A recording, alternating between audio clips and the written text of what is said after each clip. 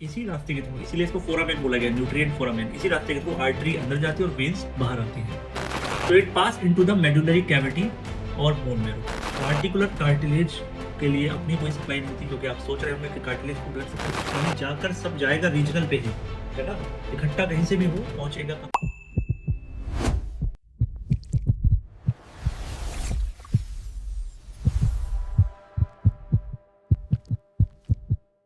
तो छात्रों, मित्रों, विद्यार्थियों, अब जो हम अगला टॉपिक शुरू करने वाले हैं उसका नाम है blood supply of the bone.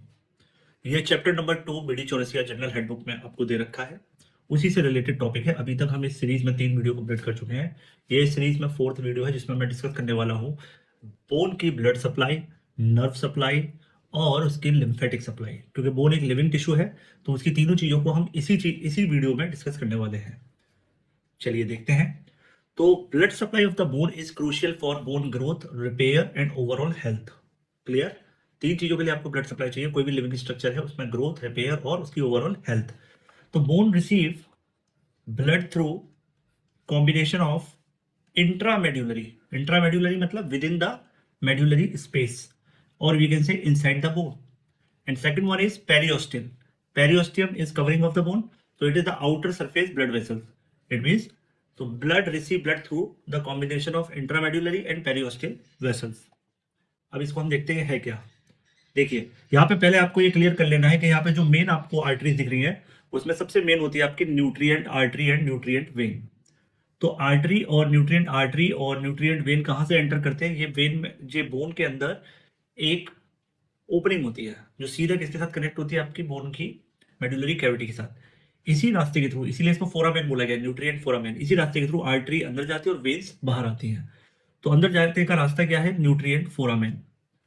तो यहाँ पे सबसे पहले जो आर्टरी आती है उसका नाम है न्यूट्रिएंट आर्टरीज। अब पहले इसका ओरिजिन देखते हैं। तो न्यूट्रिएंट आर्टरी का जो ओरिजिन है वो हमेशा उस ऑर्गन को सप्लाई होने वाली, उस ऑर्गन को, मतलब उस पूरे, मान लीजिए लेग की मैं एग्जाम्पल लूँ या आर्म का एग्जाम्पल लूँ, तो यहाँ की जो मेन आर्टरी है उसी में से ब्रांच निकलेगी बोन के लिए। तो it always arise from the major artery near the bone, है ना। जैसे आपके हैंड में है आपकी ब्रेकियल आर्टरी, ठीक है, रेडियल आर्टरी, अल्नर आर्टरी, ये मेन आर्टरीज हैं जो पर्टिकुलर बोन के साथ साथ चलती है। तो इन्हीं में से ब्रांच निकलेगी बोन के लिए, ठीक है। Enter into the bone through nutrient foramen, और बोन के अंदर जो ओपनिंग है उसको बोलते हैं हम न्यूट्रिएंट फोरामेन। अब मैं बात करूं डिस्ट्रीब्यूशन का, तो it pass into the medullary cavity और बोन मैरो। अब आप देख रहे हैं यहां से ये एंटर कर रहा है और कहाँ डिस्ट्रीब्यूट हो रहा है? बोन के अंदर। और ये 2 ब्रांचेस में ऊपर और नीचे डिवाइड हो जाएगा। असेंडिंग ब्रांच जो अपर एंड की तरफ चले जाएगा और डिसेंडिंग ब्रांच जो लोअर एंड की तरफ चला जाएगा with in the cortex. Clear? क्योंकि ये जो कैविटी है वो कहाँ है? कॉर्टेक्स के अंदर। Function supply the inner 2/3 of the cortex and the bone marrow. अब ये बात इंपॉर्टेंट है। अगर मैं क्रॉस सेक्शन निकालूं कॉर्टेक्स का, मान लीजिए इस बोन का मैं क्रॉस सेक्शन निकालूं, तो क्रॉस सेक्शन में जो अंदर वाला मेडुलरी कैविटी, इस मेडुलरी कैविटी के अंदर वाले रीजन में यानी 2/3 रीजन में आपको कौन सी सप्लाई मिलेगी? बेसिकली किससे? न्यूट्रिएंट आर्टरी के थ्रू। और जो सरफेस वाला है वो मिलेगा आपका पेरियोस्टियल आर्टरी के थ्रू। जो बाहर की तरफ देखिए पेरियोस्टियम है, ये पेरियोस्टियम से यहाँ पर सप्लाई जाएगी, ठीक। एग्जाम्पल है जैसे femoral nutrient artery enters into the mid shaft of the femur. तो फीमर बोन में एक न्यूट्रिएंट फोरामेन होता है उसके सरफेस पर, उसी के थ्रू फीमोरल न्यूट्रिएंट आर्टरी अंदर जाती है उस पूरी बोन को सप्लाई के लिए। तो ये बेसिक बात है। उसके बाद आता है आपकी मेटाफाइजियल आर्टरी। मेटाफाइजियल आर्टरी कभी भी डायाफाइसिस से एंटर नहीं करती, ये हमेशा एंड वाले रीजन से या मेटाफाइजियल रीजन से करते हैं। तो it is located near the ends of the long bone. जबकि शेफ्ट पे कौन सा होता है? आपका न्यूट्रिएंट आर्टरी और वेन। इसका सप्लाई एरिया कौन कौन सा है? तो इससे देखिए ब्रांचेस निकलती हैं। इससे 2 ब्रांचेस निकलती है। Epiphyseal artery which supplies the epiphysis और you can say end of the bones and the articular cartilage via subchondral bone. तो आर्टिकुलर कार्टिलेज के लिए अपनी कोई सप्लाई नहीं होती, क्योंकि आप सोच रहे होंगे कि कार्टिलेज को ब्लड सप्लाई, नो, कार्टिलेज को अपनी कोई ब्लड सप्लाई नहीं है। लेकिन ये सबकॉन्ड्रल बोन यानी कार्टिलेज के नीचे वाला जो बोनी एरिया है, यहाँ से आप आर्टिकुलर कार्टिलेज के नीचे की तरफ ये दिख रहे हैं, ब्लाइंड एंड दिख रहे हैं आर्टरी इनके थ्रू ये सबकॉन्ड्रल बोन, सबकॉन्ड्रल कॉन्ड्रा कार्टिलेज, कार्टिलेज के नीचे वाली बोन के थ्रू ये सिंपल डिफ्यूजन में अपना न्यूट्रिएंट लेगा। मेटाफाइजियल आर्टरी जो है वो सप्लाई करती है आपके मेटाफाइसिस रीजन को। और आपको पता है मेटाफाइसिस रीजन कौन सा है? एपीफाइसिस और डायाफाइसिस का वो एरिया जहां पर मेनली ग्रोथ प्लेट होती है, ठीक है। इंपॉर्टेंस इसकी क्या है? इंपॉर्टेंस ये है कि इस एरिया की ब्लड सप्लाई बच्चों में ग्रोथ के लिए बहुत ज्यादा इंपॉर्टेंट फैक्टर है। क्लियर? इस एरिया की सप्लाई में तो आप देखेंगे दोनों ही एंड पर एपीफाइजियल आर्टरी और वेन है, मेटाफाइजियल आर्टरी और वेन है। ये सब के सब कहाँ है? इनकी सप्लाई होती है डायरेक्टली कहाँ से? सरफेस के थ्रू। ठीक है, फिर बात करते हैं periosteal artery.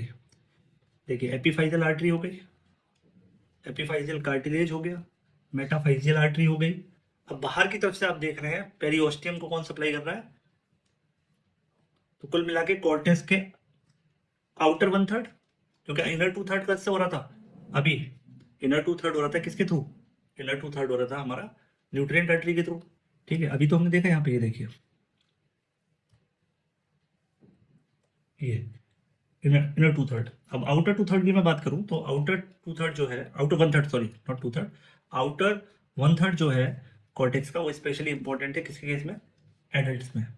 It supports in bone repair after fracture, और इसका मेन रोल कहाँ पर? पेरिस्टल आर्टरी का फ्रैक्चर रिपेयर में। तो बेसिकली इसका पाथ बिल्कुल सिंपल है, जहाँ जहाँ पेरियोस्टियम है उसकी outer fibrous layer of bone में ये सप्लाई करेगा। ठीक है, लोकेशन क्या है इसकी पेरिस्टल आर्टरी की? It arise from the surrounding muscle and soft tissue. तो किसी भी बोन के आसपास की जो मसल है और सॉफ्ट टिश्यू है, उसी से इसके लिए रास्ता बनेगा पेरिस्टल आर्टरी के ओरिजिन का। ठीक है, पेरिस्टल आर्टरी की जो सोर्स है वो खुद अपने आप में कौन है? आसपास के मसल और सॉफ्ट टिश्यू को होने वाली ब्लड सप्लाई, उसी में से एक ब्रांच बोन के लिए चलती है। क्लियर? नाउ अब हम बात करते हैं वेनस ड्रेनेज की। तो जैसा कि हमने देखा अभी कि यहाँ पर हमें एक चीज समझ में आई कि हमारी बोन की जो मेन ब्लड सप्लाई है वो 3 सोर्सेज से है। पहला है आपका पेरियोस्टियल आर्टरी, ठीक है, दूसरा है आपका न्यूट्रिएंट फोरामेन के थ्रू न्यूट्रिएंट आर्टरी, और तीसरा है मेटाफाइजियल और एपीफाइजियल आर्टरी। तो आपके जॉइंट्स के आसपास जहां भी एंड्स होंगे बोन के, वहां पर होता है बेसिकली वेस्कुलर आर्केड होता है, मतलब कुल मिला के जाल होता है काफी सारी ब्लड वेसल्स का, स्पेशली उस जॉइंट कैप्सूल को सप्लाई करने के लिए। उन्हीं में से कुछ आर्टरी बनती है मेटाफाइजियल और एपीफाइजियल आर्टरी, और न्यूट्रिएंट फोरामेन के थ्रू जाती है, वो तो आपकी मेन आर्टरी से ही ब्रांच जाती है। उस आर्टरी के नाम पर ही, उस बोन के नाम पर ही उस आर्टरी का नाम भी होता है, और जनरली वो जो एंटर करेगी न्यूट्रिएंट आर्टरी, उसका नाम भी उस बोन के बेसिस पे ही होगा। और तीसरा होता है आपका पेरियोस्टियल रीजन। पेरियोस्टियम में मसल और कनेक्टिव टिश्यू की जो कवरिंग होती है, उनको जो सप्लाई करेगा उन्हीं से ब्रांच निकलेगी पेरियोस्टम के लिए। तो यहाँ तक हमारा आर्टीरियल सिस्टम समझ में आया। अब जाहिर सी बात है, ब्लड सप्लाई की जा रही है तो ब्लड वापस भी किया जाएगा, तो उसी को हम बोलते हैं वीनस सिस्टम, या जिसके थ्रू डीऑक्सीजेटेड ब्लड जाएगा। तो यहाँ पे हमें पता है कि वेन्स जनरली अकम्पनी आर्टरीज। हमको पता है वेन्स हमेशा किसके साथ चलती हैं? आर्टरीज के साथ। तो अगर मेरे पास न्यूट्रिएंट आर्टरी है तो न्यूट्रिएंट वेन होगी, मेटाफाइजियल और एपीफाइजियल आर्टरी है तो मेटाफाइजियल एपीफाइजियल वेन होगी, और पेरियोस्टियल आर्टरी है तो पेरियोस्टियल वेन होगी। तो basically it drains into Venus plexus, eventually emptying into a systemic when. बिल्कुल जिस पाथवे के थ्रू ब्लड आ रहा है, उन्हीं नेम्स के पीछे आप वेन लगा दीजिए, तो उसी बात से वो वापस जाएगा उसी तरीके से। ठीक है, तो सेम उसी नाम से पेरियोस्टियल, मेड्यूलरी, एपीफाइजियल, क्लियर वही नाम है। वीनस प्लेक्सस यानी जो नर्व का जो गुच्छा बनता है उसको बोलते हैं वीनस प्लेक्सस। अब बात करते हैं यहाँ पर स्पेशल कंसीडरेशन हमें क्या रखना है। तो हमें पता होना चाहिए कि जो हमारी पेरियोस्टियल वेसल है वो हमारी फ्रैक्चर की हीलिंग में बहुत बड़ा रोल अदा करते हैं। हमें जो फ्रैक्चर हो जाए हमारे को, तो उसमें सबसे बड़ा रोल किसका है? पेरियोस्टियल वेसल का। They have larger role in adult because the nutrient artery may be disrupted. अब हो क्या सकता है, किसी किसी केस में फ्रैक्चर ऐसी जगह हो सकता है जहां से बेसिकली न्यूट्रिएंट आर्टरी एंटर कर रही थी, तो बोन के अंदर की तरफ तो ब्लड सप्लाई जाना बंद हो गया। तो अब किस पे सस्टेन करेगी बोन हीलिंग किस बात पे डिपेंड करेगी? पेरियोस्टियल वेसल पर। क्लियर? उसके बाद अगला क्या है हमारा? एपीफाइजियल ब्लड सप्लाई। एपीफाइजियल ब्लड सप्लाई हमको क्या बोलती है कि चिल्ड्रंस के केस में disruption can cause growth disturbance, है ना। अगर एपीफाइजियल और मेटाफाइजियल रीजन के ब्लड वेसल्स अफेक्ट रहे तो डेफिनेट सी बात है वो रीजन कम डेवलप होगा। तो चिल्ड्रंस के केस में कौन सा ज्यादा अफेक्टिव है? एपीफाइजियल ब्लड सप्लाई ज्यादा इंपॉर्टेंट पॉइंट रहता है। अगला है skull bone, mainly supplied by periosteal vessels with less emphasis on nutrient artery. Clear? ये किस बात पे ज्यादा अफेक्ट करेगा? आपके स्कल बोन में पेरियोस्टल ब्लड वेसल्स पे। क्लियर है यहाँ तक? तो ये बात ध्यान रखनी है। इसके बाद नेक्स्ट देखते हैं ब्लड सप्लाई की समरी।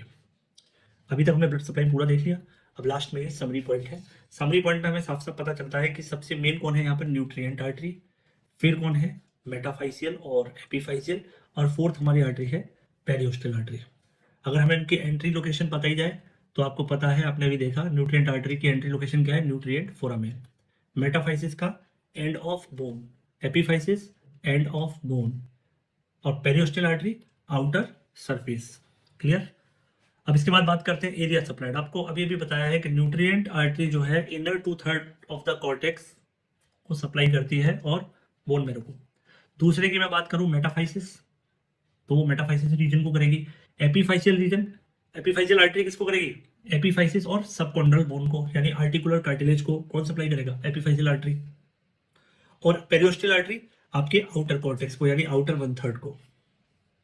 बाद में अगर मैं बात करूं तो न्यूट्रिएंट आर्टरी सप्लाई करती है, मेजर सप्लाई किसको रहेगी, इसकी लॉन्ग बोन्स को, है ना, लॉन्ग बोन्स के पूरे स्ट्रक्चर को, यानी डायफाइसिस को। मेटाफाइसिस क्यों इंपॉर्टेंट है, ग्रोथ के परस्पेक्टिव में। एपीफाइसिस की इंपॉर्टेंस कहां पर है, कि चिल्ड्रंस में, क्योंकि चिल्ड्रंस में हाइट बढ़ने का जो कॉन्सेप्ट है वो कहां से शुरू होता है, एपीफाइजियल रीजन से। तो एपीफाइजियल आर्टरी अगर अफेक्टेड रहेगी तो हाइट भी अफेक्टेड रहेगी। और पेरियोस्टल का कहाँ रीजन है, पेरियोस्टल का रीजन है फ्रैक्चर हीलिंग में। फ्रैक्चर को हील करवाने में सबसे बड़ा हाथ किसका होता है, आपकी पेरियोस्टल आर्टरी का, क्योंकि कभी कभी फ्रैक्चर में आपकी न्यूट्रिएंट आर्टरी डैमेज हो सकती है। तो ये हो गई हमारी ब्लड सप्लाई का पूरा कॉन्सेप्ट। अब नेक्स्ट टॉपिक में हम देखते हैं इससे अगले वाली बात, जिसमें हमने बताया है लिम्फेटिक ड्रेनेज की। अब देखिए, ब्लड की बात अच्छे से दिमाग में बैठ गई। अब बात करते हैं लिम्फेटिक की। तो लिम्फेटिक बेसिकली बोन्स में लिम्फेटिक्स बहुत ज़्यादा प्रोमिनेंट नहीं होता, ये बहुत लेस प्रोमिनेंट है, क्योंकि सारा काम किससे हो जाता है, ब्लड सप्लाई से।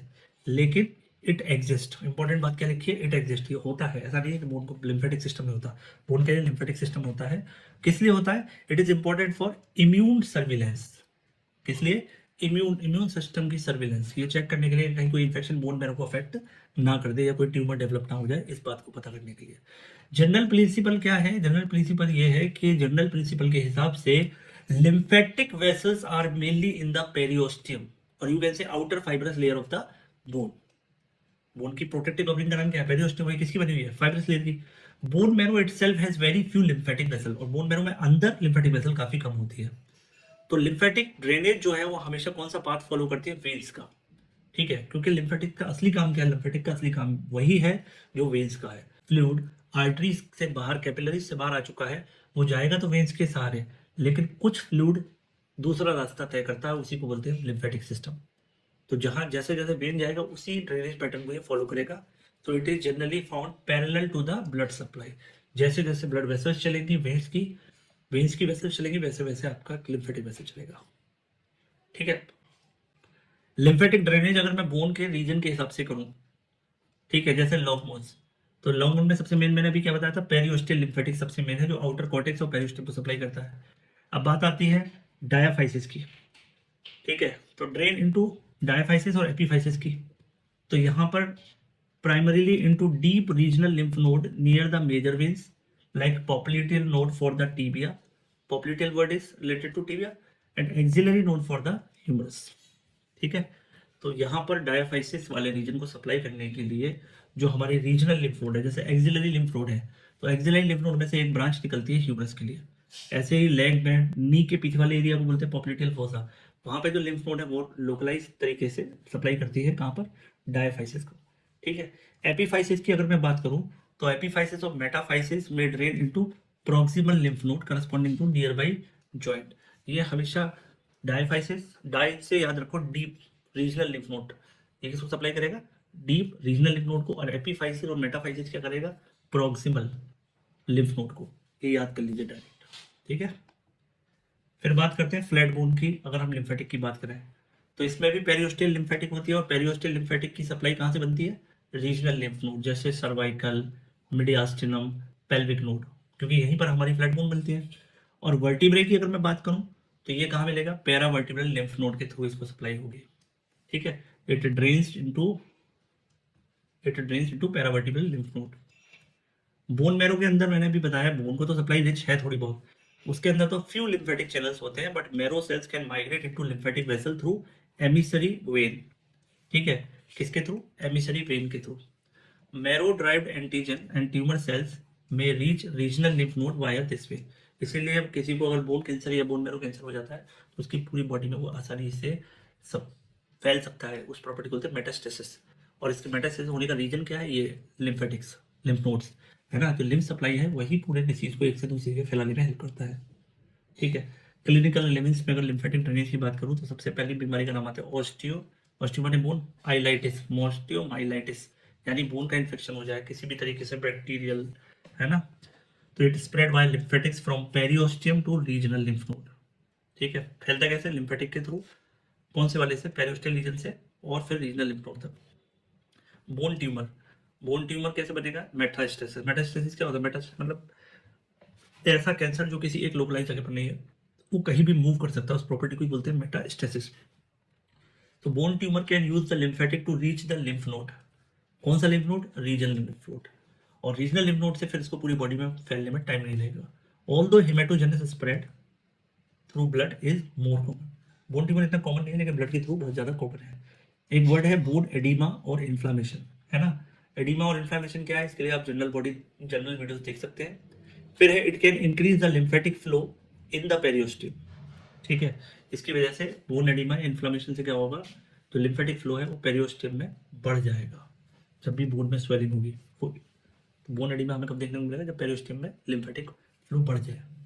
ठीक है, इसके बाद अगर मैं लिम्फेटिक ड्रेनेज की समरी की बात करूं तो आपके सामने है कि जो पेरियोस्टियम है उसको रिच लिम्फेटिक सप्लाई होती है, डायाफाइसिस को स्पार्स, एपीफाइसिस मेटाफाइसिस को मॉडरेट, और बोन मैरो को वेरी स्पार्स। ड्रेनेज पाथवे क्या है, पेरियोस्टियम का लिम्फ कहाँ जाएगा, regional lymph node near the veins. Diaphysis का जाएगा deep lymph nodes near the major vessel. Epiphysis का कहाँ जाएगा, proximal node near the joint. और बोन मैरो, ये मेडुलरी वेन जिनको एमिसरी वेन बोलते थे, एमिसरी वेन के थ्रू रीजनल लिम्फ नोड पहुंच जाएगा, यानी जाकर सब जाएगा रीजनल पे ही, है ना, इकट्ठा कहीं से भी हो पहुंचेगा कहाँ, रीजनल लिम्फ नोड के पास ही। तो ये हो गया हमारा main topic, lymphatic drainage of bone. अब हम देखते हैं nerve supply of the bone. तो देखिए, nerve supply of the bone is very essential for pain perception, है ना, बोन रीमॉडलिंग और रेगुलेशन ऑफ ब्लड फ्लो। तीन वजह से ये बहुत ज़्यादा इंपॉर्टेंट है, नर्व सप्लाई पता होना कि हमारे पेन का परसेप्शन, बोन की रीमॉडलिंग यानी बोन का जब स्ट्रक्चर चेंज होगा या फ्रैक्चर के बाद वो रीजनरेट करे, और regulation of blood flow. Unlike other tissue, bone is not highly innervated.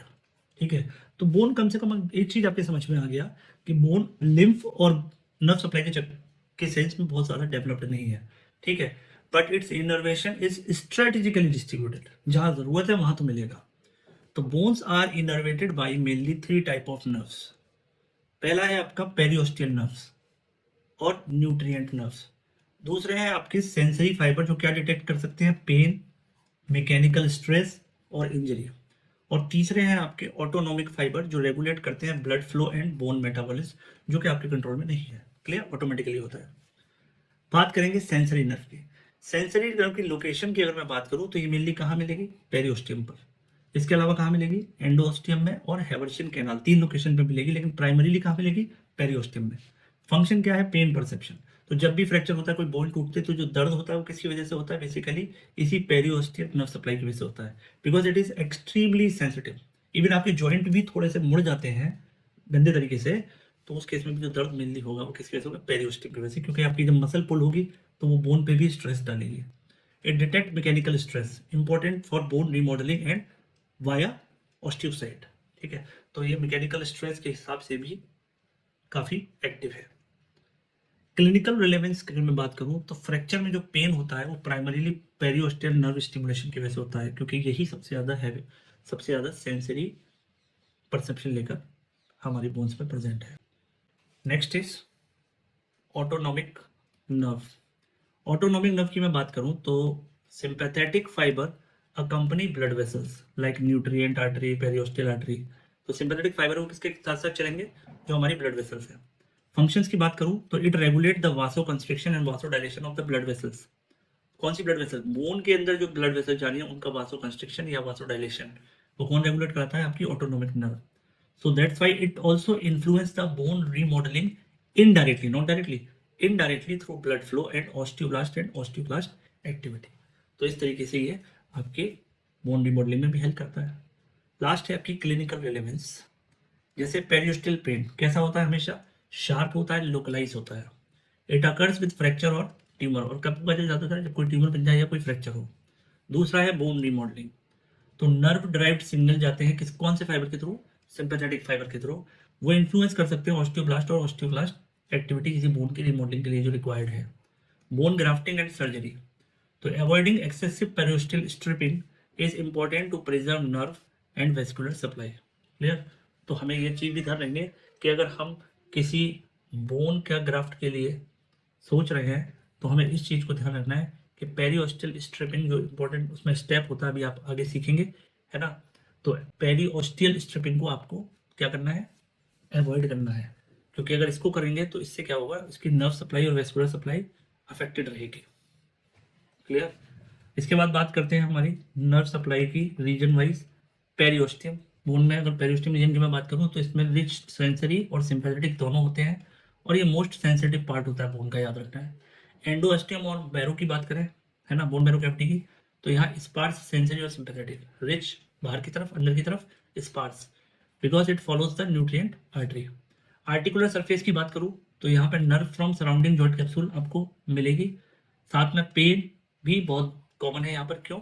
जैसे आर्थराइटिस, आर्थराइटिस मतलब इन्फ्लामेशन ऑफ जॉइंट, या कोई जॉइंट डिसीज हो जाए, इसका एंड रिजल्ट क्या है? इन्फ्लामेशन, और इन्फ्लामेशन के साथ जो कैरेक्टर आता है वो होता है पेन। हैवर्शियन कैनाल की मैं बात करूँ तो nerves accompany the blood vessel, क्योंकि आपको पता है हैवर्शियन कैनाल के अंदर बेसिकली ब्लड वेसल्स ट्रेवल करती है। यहाँ पे माइनर सेंसरी इनपुट होता है, मोस्टली ये वाला जो पोर्शन है वो कैसा होता है? ऑटोनॉमिक ब्लड सप्लाई और ऑटोनॉमिक नर्व सप्लाई के अंडर में रहता है। इसी के साथ ये टॉपिक खत्म होता है। आगे हम नेक्स्ट टॉपिक शुरू करेंगे चैप्टर नंबर 2 का। Thank you.